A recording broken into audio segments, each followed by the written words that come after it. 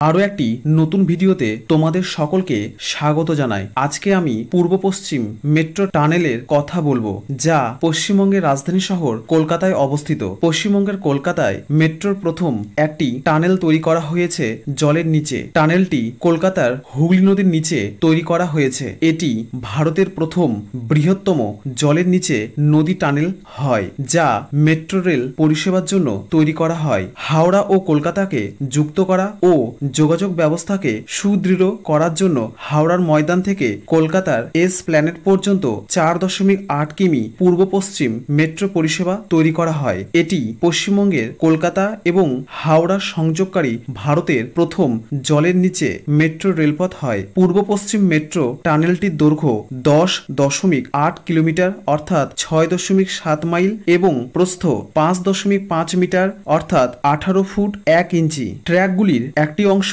520 metre অর্থাৎ 1706 foot প্রসারিত হয়ে হুগলি নদীর নিচে একটি সুড়ঙ্গের মধ্য দিয়ে গেছে। টানেলের ছাদ মাটির স্তর থেকে প্রায় 30 মিটার অর্থাৎ 98 ফুট 5 ইঞ্চি, যেখানে একটি মেট্রো রেল টানেলটি পার হতে প্রায় 45 সেকেন্ড সময় নেবে। তাছাড়া শুধু হাওড়া ময়দান থেকে এসপ্ল্যানেড পর্যন্ত পূর্ব পশ্চিম মেট্রোর 4.8 কিলোমিটার দৈর্ঘ্য টানেলটি তৈরি করতে 4,965 কোটি টাকা খরচ হয়। হাওড়া ময়দানের কাজ শুরু হয় মার্চ 2016 সালে। হাওড়া ময়দান এবং এসপ্ল্যানেড মেট্রো স্টেশনের মধ্যবর্তী অংশ এফ কনস ইনফ্রাস্ট্রাকচার দ্বারা নির্মাণ করা হয় 2021 সালে এবং 6 মার্চ 2024 সালে ভারতের প্রধানমন্ত্রী নরেন্দ্র মোদী হাওড়া ময়দান থেকে এসপ্ল্যানেড মেট্রো পরিষেবা উদ্বোধন করেন। আশা করি ভিডিওটি তোমাদের ভালো লেগেছে। যদি ভালো লেগে থাকে অবশ্যই চ্যানেলটিকে লাইক, কমেন্ট, শেয়ার ও সাবস্ক্রাইব